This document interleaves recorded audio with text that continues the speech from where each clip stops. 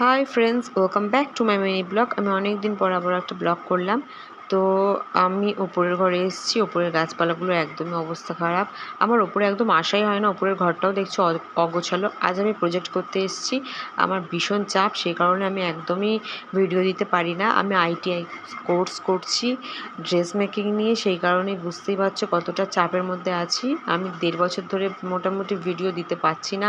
আমি প্রজেক্ট নিয়ে বসেছি, কত কঠিন প্রজেক্ট সেগুলো তোমরা দেখে বুঝতেই পারছো।